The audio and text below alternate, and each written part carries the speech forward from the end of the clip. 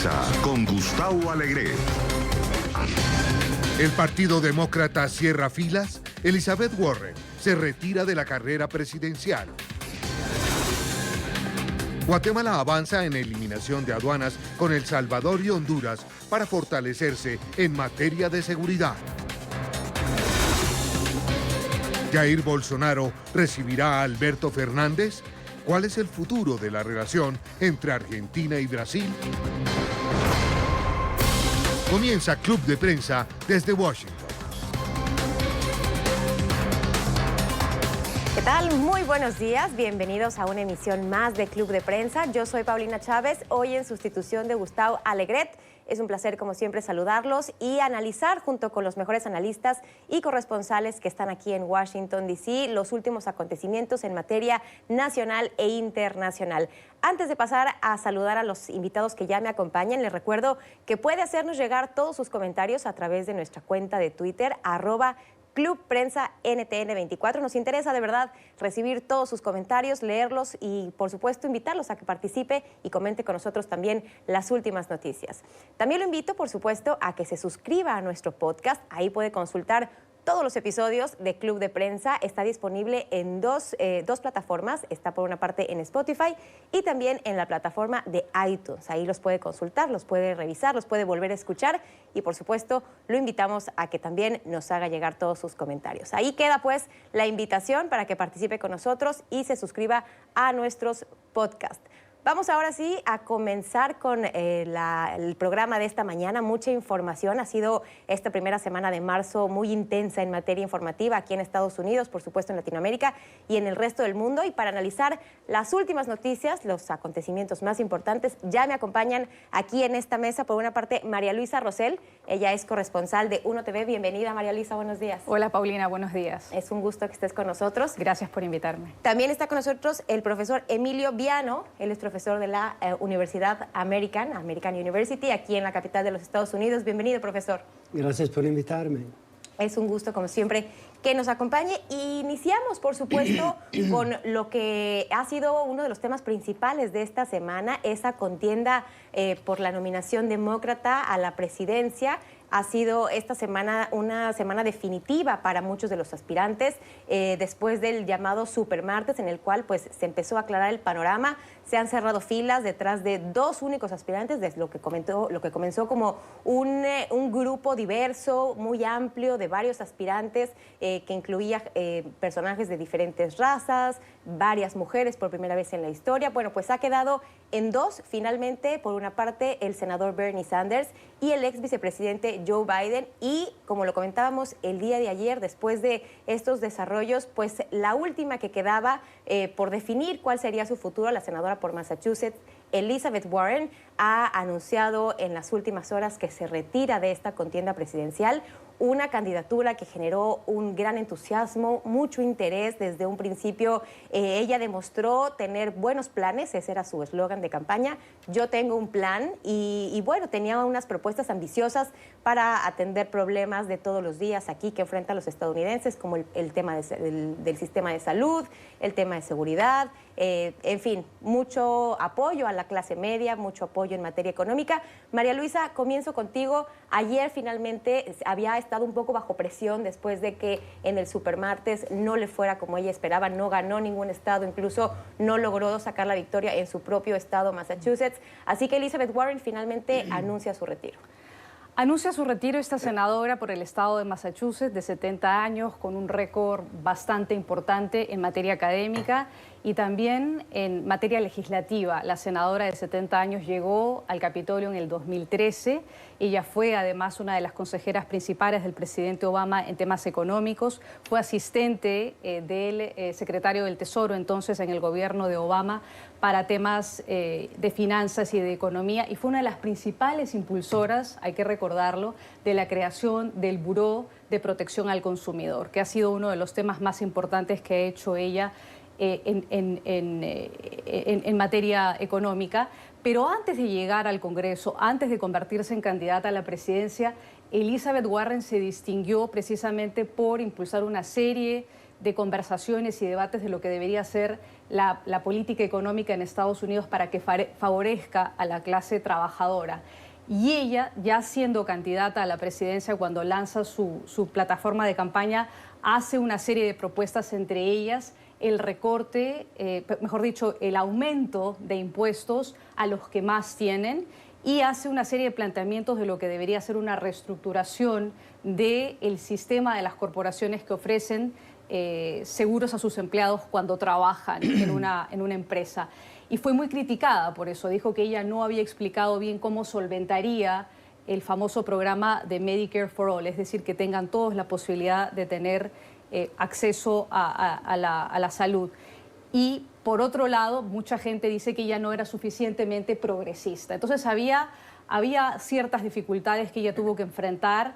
Ella, al momento de que anuncia su campaña, claramente muestra un poco su decepción de no poder llegar y alcanzar eso, especialmente porque se convertía en la primera mujer en estar más cerca dentro de la gama que había quedado al final, como tú bien señalabas, Paulina.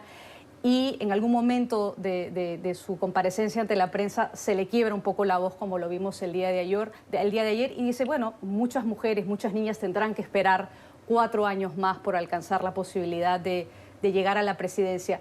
Yo lo último que señalaría es que con el paso de los meses y del tiempo veremos finalmente qué hace Elizabeth Warren, a quién termina endosando su apoyo, porque ayer se le consultó a quién va a apoyar. Se retiró de la contienda, ¿a quién va a apoyar? ¿A Bernie o a Biden?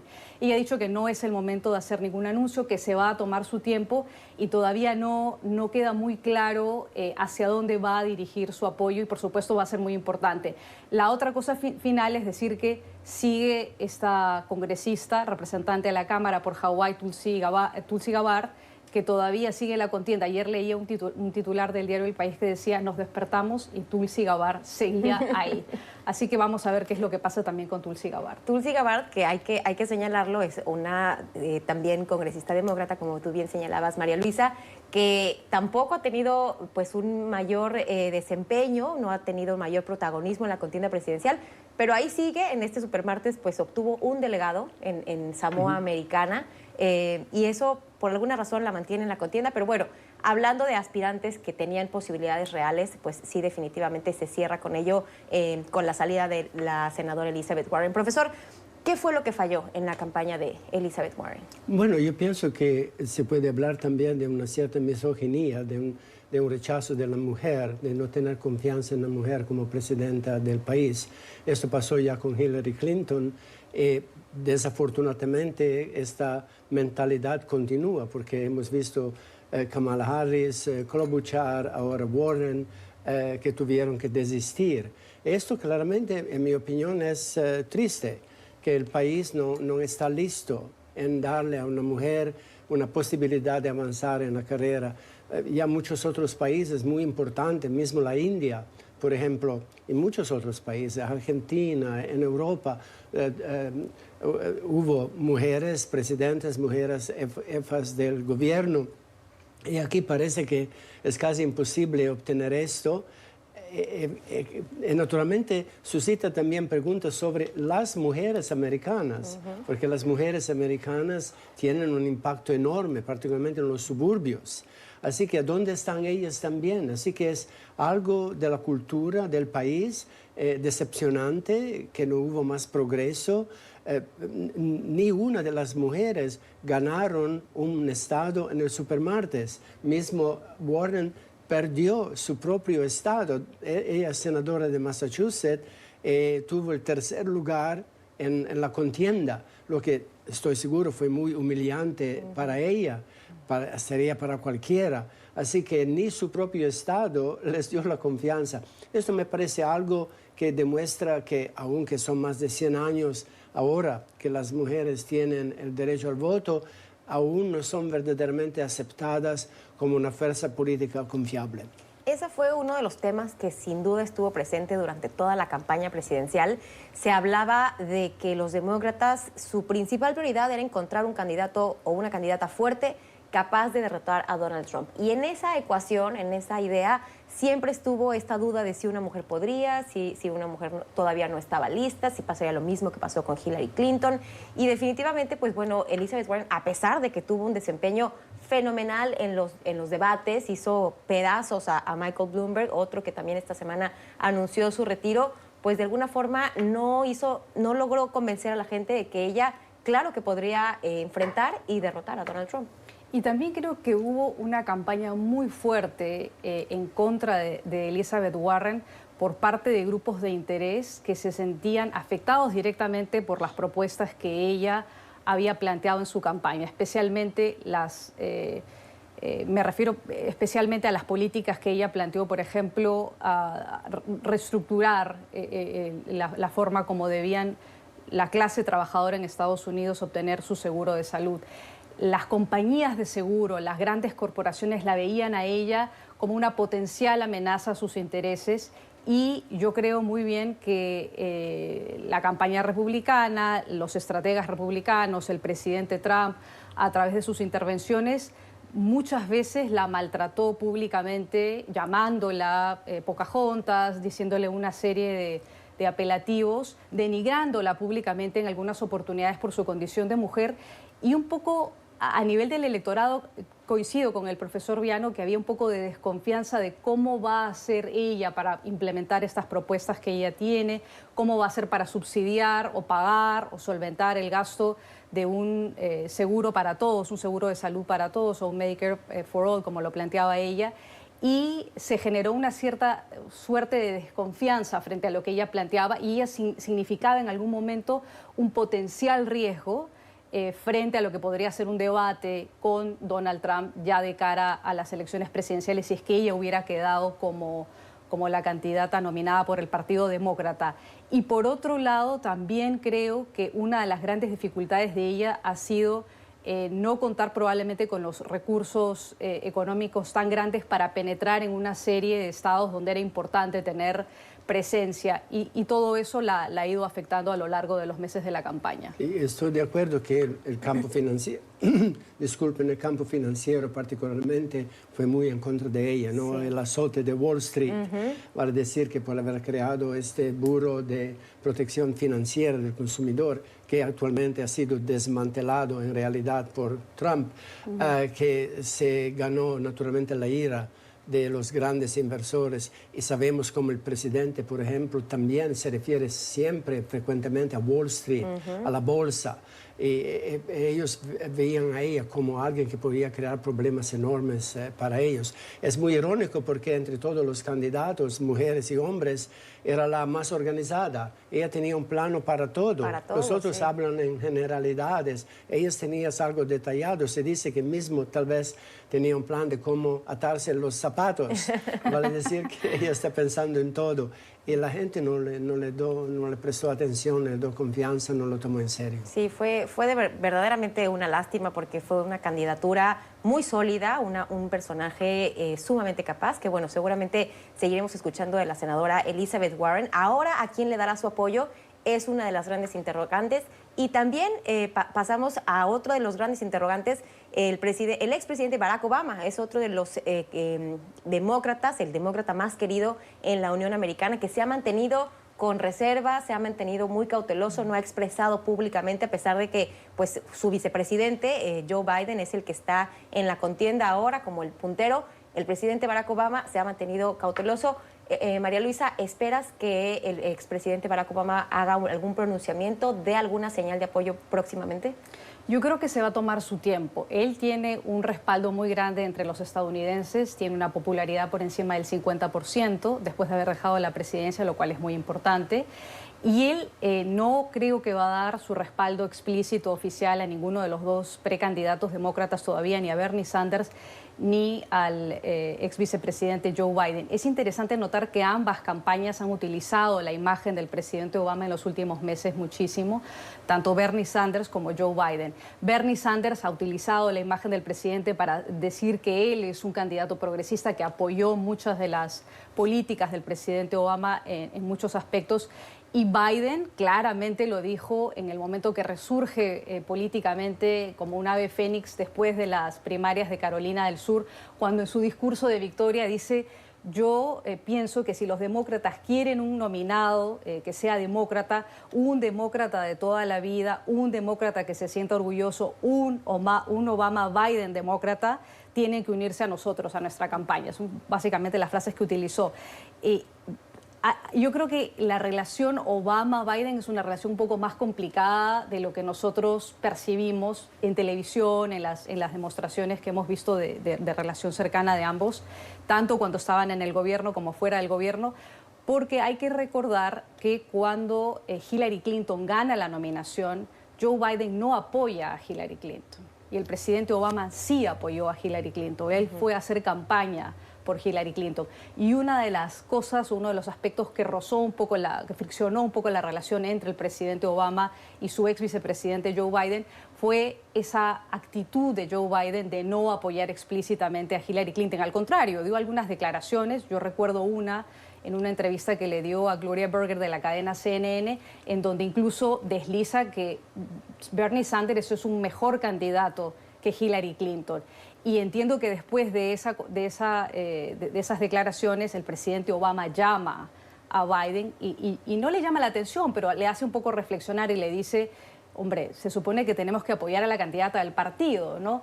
Y a partir de eso entiendo que quedó una relación un poco friccionada. Yo creo que se va a tomar unos meses y además el propio Biden ha dicho que él se quiere ganar la nominación por propio mérito. Entonces hay que ver un poco qué es lo que pasa. Al final, quien salga nominado, estoy segura que el presidente Obama irá a hacer campaña por ese candidato. Sí, yo estoy de acuerdo con el análisis, muy bien dicho. Claramente ahí hay tal vez la costumbre también. Normalmente un expresidente no se pronuncia cuando la campaña aún es tan novedosa como ahora, ¿no? Donde todo puede cambiar, quién sabe. Desde ese punto de vista yo creo que Obama lo hace muy bien, porque como decías tú, tiene una influencia enorme en el país, particularmente entre los demócratas, claro, y aún más entre los afroamericanos, que fueron los que le dieron una resurrección a la campaña de Biden. Así que todos ahora, no mismo Bloomberg intentó decir que Obama lo apoyaba. Así que es una persona muy importante. Yo creo que lo está haciendo muy bien. Y pienso que también tenemos una esperanza aún para la senadora Warren. ¿Quién sabe cuál será la persona escogida para ser vicepresidente o presidenta? Y yo creo que sería muy sabio para que sea Biden o que sea Sanders, tal vez de pensar a Warren para equilibrar y balancear un poco más el ticket, ¿no? Me parece una buena idea. Sí, ese creo que era algo en lo que coincidían diversos analistas, que seguramente estaremos viendo a una mujer. Se han barajado diferentes nombres, quizá la senadora Kamala Harris, quizá la ex contendiente para la gubernatura de Georgia, me parece, Stacey Abrams. Se han barajeado diferentes nombres y seguramente pues el de Elizabeth Warren estará ahí. No sé, tú, María Luisa, ¿ves a Elizabeth Warren como vicepresidenta?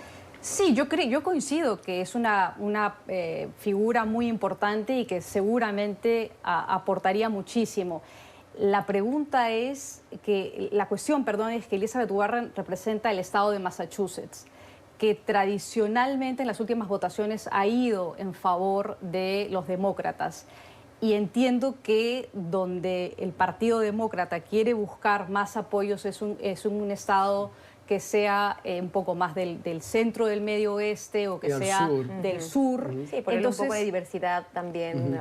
Así es, entonces pienso que por un lado Elizabeth Warren representa una gran posibilidad para el partido, sería por supuesto una gran posibilidad para las mujeres tener a una vicepresidenta, pero desde el punto de vista del voto demográfico, de las necesidades que tiene el partido en ese momento, sobre todo porque hemos visto cómo han ganado Biden y Bernie Sanders las diferentes primarias, probablemente quien quede nominado va a tratar de buscar a un representante para que acompañe como compañero o compañera de fórmula que le traiga más votos de una zona donde no ha obtenido mayor acercamiento ninguno de los otros candidatos en las últimas primarias. Y por eso se está hablando también del otro lado, de Trump, que podría tal vez escoger a Nikki Haley, ¿no? Que fue gobernadora de Carolina del Norte, como una mujer que le puede también dar el apoyo del sur de los Estados Unidos. Hacer una candidatura muy competitiva. Pues bueno, este por supuesto es uno de los temas que estaremos siguiendo muy de cerca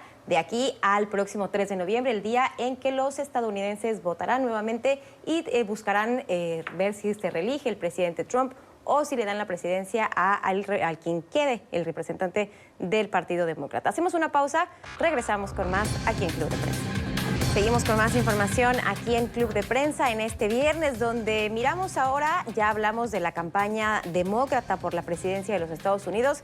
Vamos ahora a la campaña republicana, porque el presidente Trump, pues como era de esperarse, sigue haciendo del tema migratorio un asunto central de su gobierno y, por supuesto, de su campaña política, de su campaña electoral rumbo a la reelección. Ahora ha anunciado que podría retener los fondos federales a las llamadas ciudades santuario, estas ciudades o localidades, en su mayoría gobernadas por demócratas, que no cooperan, que sus fuerzas del orden, que sus policías no cooperan con las autoridades migratorias y que lo hacen señalando que de hacerlo, pues muchos de los inmigrantes que tienen un estado irregular, que no tienen un estatus migratorio regulado, pues entonces estarían en una desventaja al momento de denunciar delitos y eso pues obviamente los pondría en una situación muy comprometida. Pues el presidente Trump, para sorpresa de nadie, básicamente continúa en su ofensiva en materia migratoria, señalando, María Luisa, que ahora pues ha analizado, no ha dado mayores detalles, pero que podría retener estos fondos para la ciudad de santuario. No es una nueva amenaza, hay que recordar que el presidente ya lo ha hecho otras veces.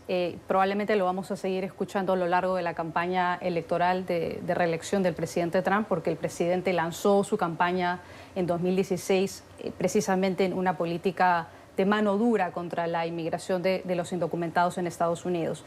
Y es parte también de todo un debate legal, toda una batalla legal que hay en las Cortes en este momento, que en algunos casos le han dicho en las Cortes de Apelaciones sí, no al presidente de los Estados Unidos de implementar una política de mano dura para recortar fondos a ciertas jurisdicciones, como tú bien has señalado, y en otros casos, como por ejemplo la Corte de Nueva York, de Manhattan, le dijo sí al presidente y señaló que sí podía implementar esta política de quitar fondos a las jurisdicciones que se oponen a entregar o a facilitar la cooperación de las autoridades policiales con ICE, que es la institución de la Agencia de Migración que se encarga de ver el tema de los inmigrantes indocumentados, de detenerlos.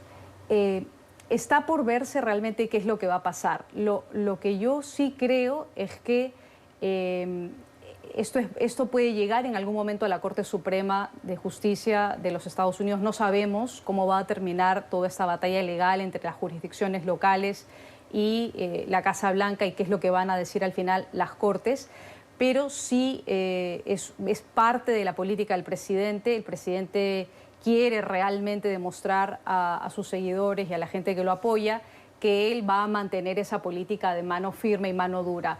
Así que vamos a ver hasta qué instancias llega el debate legal y si finalmente esto llega a la Corte Suprema, que sería muy interesante ver si llega justo en el momento en que estamos en pleno verano, en el momento más importante de la campaña de las elecciones.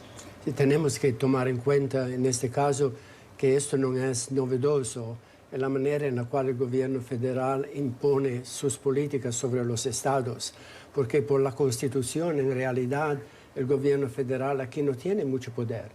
El poder de policía, que significa gobernar la vida del ciudadano, es reservado a los estados. ¿Qué hace el gobierno federal?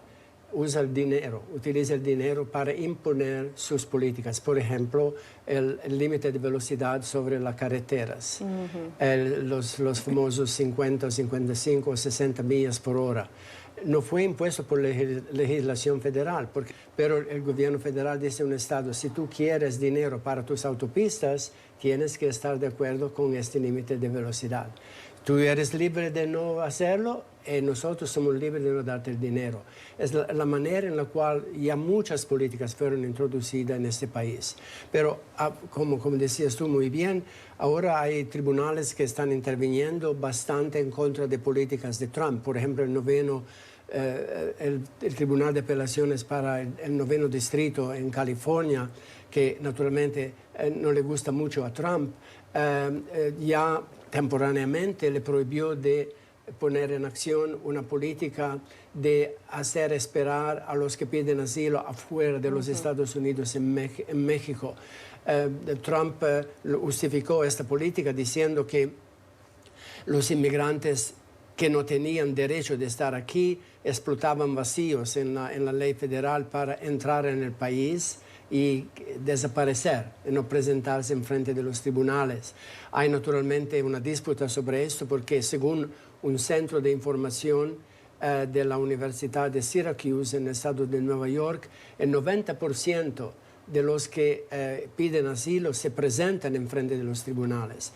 Hay los que dicen, bueno, esta es una cifra muy alta. Mismo el gobierno habla de un 75%. Así que no es verdad lo que frecuentemente dice el presidente, que esa gente llega, desaparecen, explotan los beneficios generosos que el país les ofrece, desde la educación para sus hijos, a un Medicaid, a otras ayudas. Y ahí hubo también una decisión aquí en Washington el otro día, muy importante también. Un juez federal declaró que el director interino de los servicios de inmigración, Cuccinelli, emitió órdenes ilegales porque él no tiene el derecho de tener esta posición por razones de cómo funciona la legislación federal en esta situación que es muy complicado de explicar. Esto también es muy importante porque Cuccinelli fue escogido por el presidente Trump prácticamente porque Trump lo vio por televisión, hablando de que se debería tener mano más dura en la política de los Estados Unidos. Fue fiscal general del estado de Virginia, aquí cerca de nosotros. Y por eso Trump decidió de darle este puesto de gran importancia.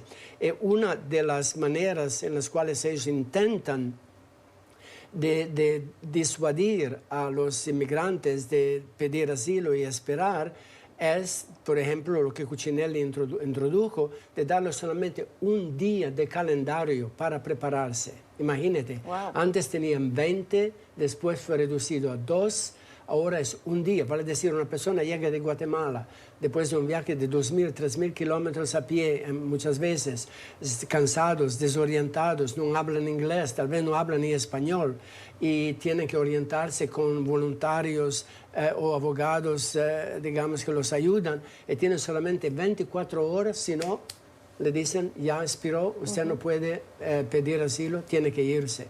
Esto es una de las políticas de Cuccinelli. La otra era, naturalmente, todo lo que se refiere a si eres un peso para los fondos federales. La carga pública que le dicen. Si era carga pública. Vale decir, mismo si necesitas ayuda médica y utilizas el programa de Medicaid, ya te descalifica, porque ya demuestras que tú serás un peso para el presupuesto federal o de los estados.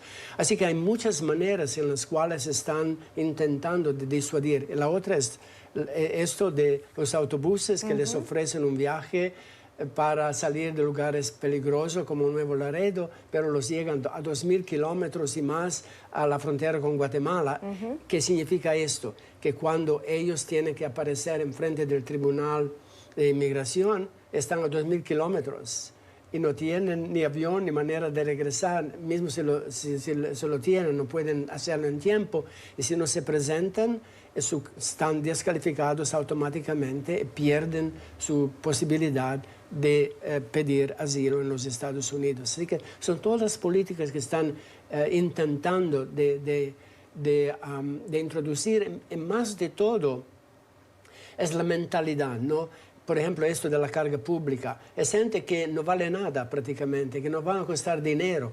Pero si pensamos, con todo respeto, a la madre de Trump, que llegó después que 3 de sus hermanas ya habían emigrado a los Estados Unidos, y la pobre tal vez ni hablaba bien inglés, porque en la isla donde ella nació se hablaba un gaélico escocés, muy aislada la isla, muy pobre, no había mucha educación por ahí. ¿Y qué hizo? Con todo respeto, su primer empleo fue de niñera. Así que se podría decir que aportó ella a los Estados Unidos, que ahora es el discurso de Trump, que dice, esta gente, necesitamos gente con diplomas, ¿no? Ingenieros. Calificados, con sí, una educación. gente de computadoras, de software, de internet, y no queremos esta gente. Esto está también creando problemas en la agricultura, porque al final es esta gente que cosecha.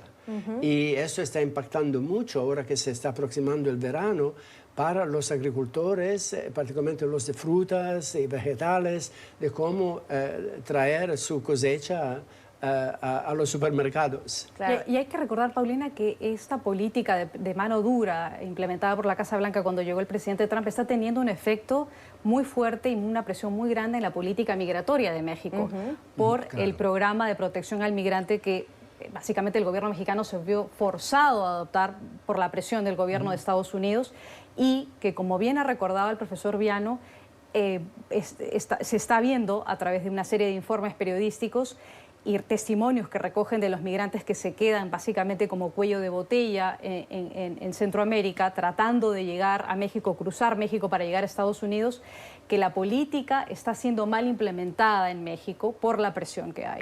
Muy bien. Pues, lo irónico es lo que dijiste, el programa para la protección del migrante. Ha sido muy criticado ese nombre. Lo contrario. No hay ningún tipo de protección. Para echarlos. Claro. Así también la manipulación, ¿no? de lo que se está haciendo. Sin lugar a duda. Pues bueno, este es un programa que efectivamente el gobierno de México pues ha facilitado, y como bien mencionaba el profesor, en detrimento de una vía legal para emigrar a los Estados Unidos, que es a través de la solicitud de asilo. Otro tema que seguramente seguirá en los titulares de la prensa en los próximos meses. Hacemos una pausa, regresamos con más información aquí en Club de Prensa.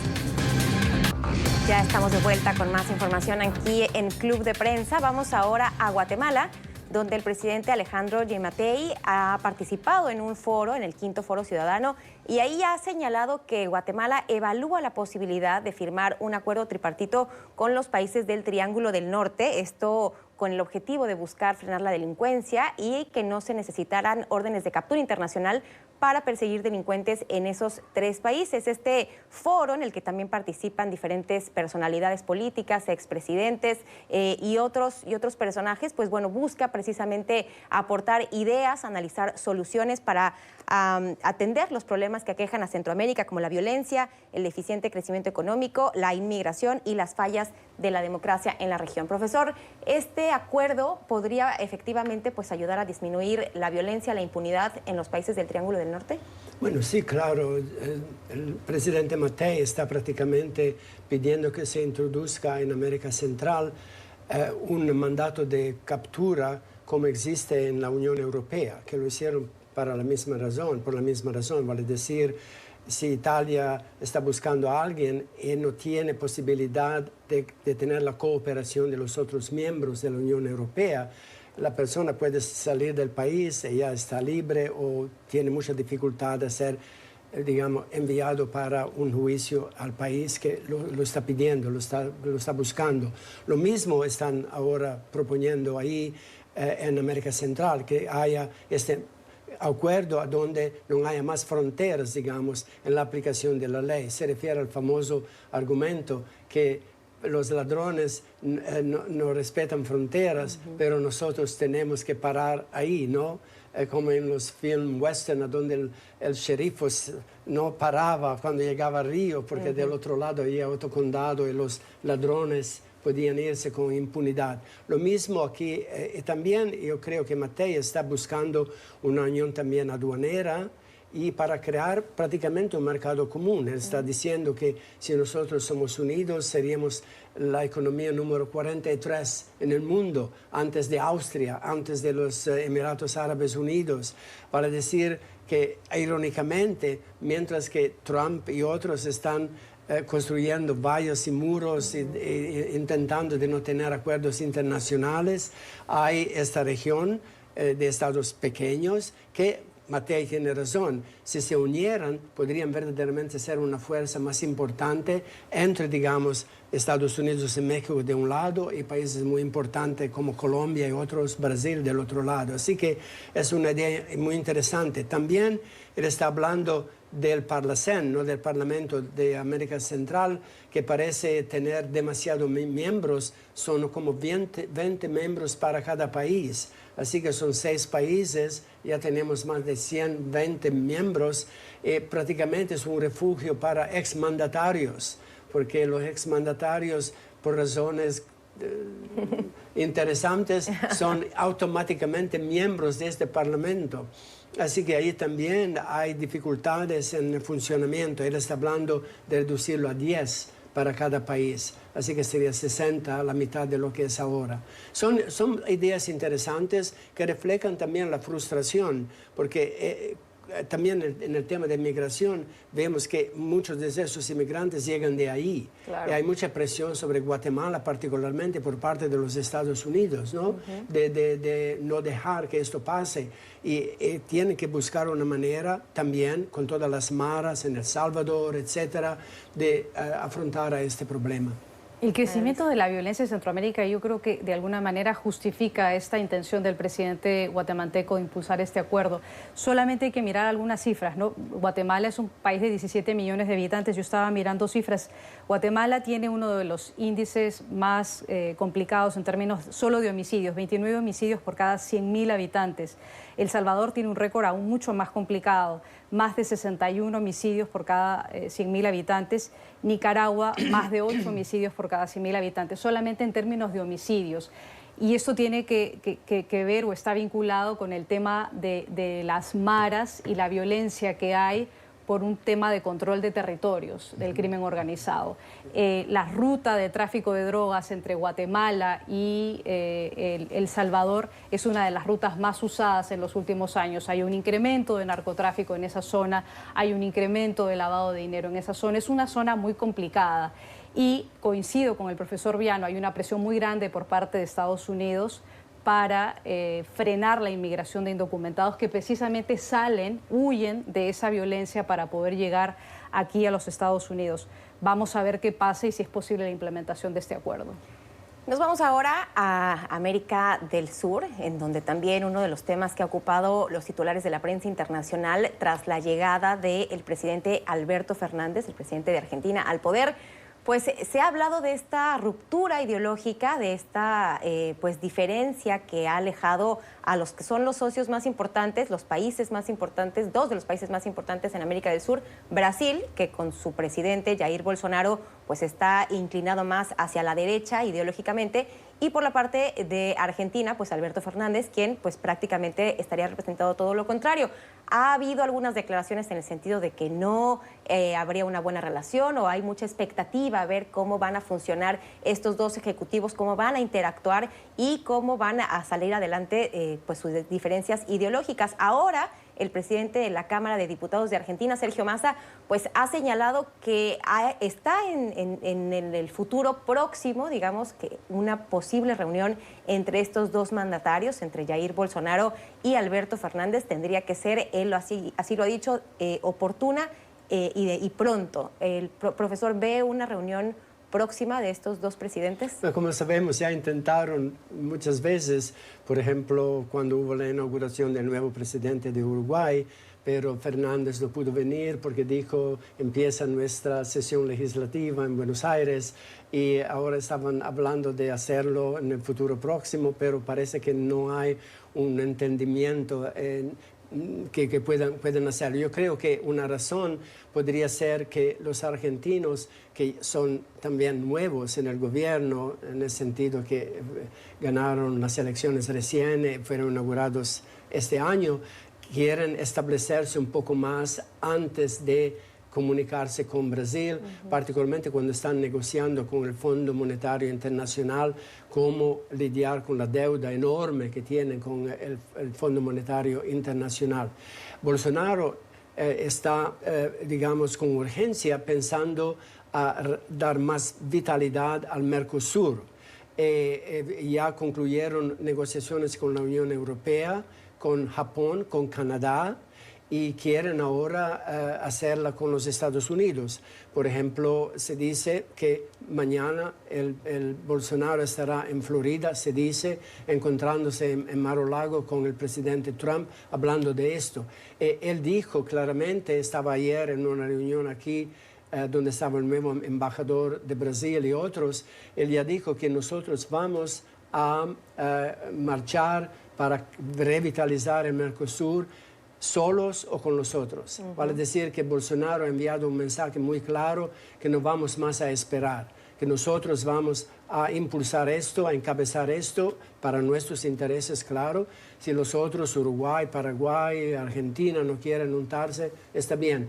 Así que hay presión de ambos lados y yo creo que particularmente para Bolsonaro es la necesidad de justificar su presidencia, porque hay una crisis económica muy fuerte en Brasil, particularmente con la posibilidad de exportación de productos agrícolas, de carne, que podrían darle a Brasil una preeminencia tan cuanto a los Estados Unidos, por ejemplo, y no quiere más esperar las políticas de otros estados. María Luisa. Sí, yo creo que pese a las diferencias ideológicas que hay entre un gobierno de derecha como es el brasileño y un gobierno de izquierda como es el de Fernández, es en el interés mutuo de ambos países tener un acercamiento por razones económicas, por el intercambio comercial que hay entre los dos países, que en los últimos años ha sido más favorable hacia la Argentina, es decir, Argentina ha exportado más a Brasil que lo que Brasil ha exportado a Argentina. Y entonces, en este momento están en una etapa de poco acercar a sus gobiernos por los intereses económicos entre los dos países, por las razones que acaba de explicar muy bien el profesor Viano. Y yo creo que esta reunión anticipada o esta expectativa que hay para que se reúnan los dos presidentes viene un poco ya desde el momento en que el presidente brasileño un poco lamentó que sea Macri el que perdía las elecciones y su hijo Bolsonaro como diputado dijo que había momento para acercar ambas posiciones. Sí, Jair Bolsonaro lo dijo, según ha trascendido en medios de comunicación. No niego que tenía una excelente relación con el presidente Mauricio Macri, pero tenemos que comportarnos como hombres de Estado. Veremos si esta reunión se lleva a cabo próximamente. Hacemos una pausa, volvemos con más información.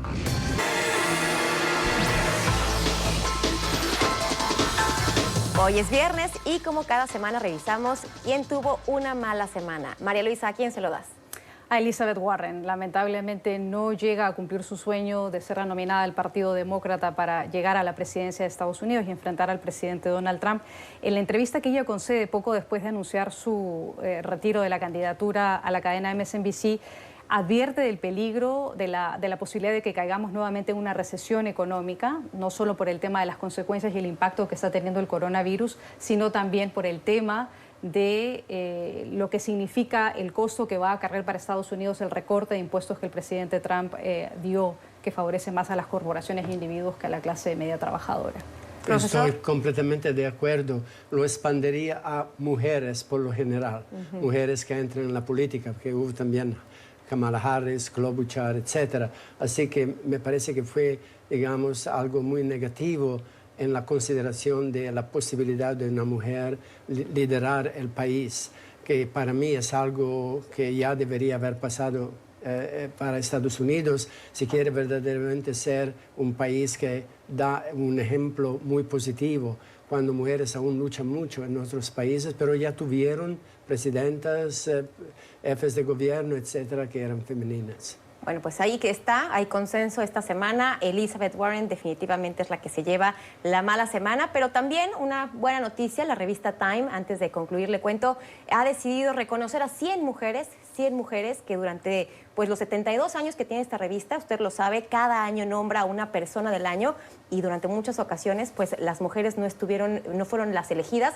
así que ha decidido revertir esta situación, ha decidido honrar con 100 diferentes portadas a 100 mujeres de todos los ámbitos, de la política, son celebridades, son atletas, son artistas, en fin, un campo diverso de diferentes nacionalidades. Tenemos ahí, por supuesto, Angela Merkel, Margaret Thatcher, tenemos a la ex primera dama Michelle Obama, artistas como Frida Kahlo, en fin, un buen proyecto de la revista Time. Les recomiendo que lo revise durante este fin de semana. Y con esto llegamos al final de Club de Prensa. Gracias, como siempre, por habernos acompañado. Yo soy Paulina Chávez, en sustitución de Gustavo Alegret. Que tenga un extraordinario fin de semana. Aquí lo espero el próximo lunes. Hasta entonces.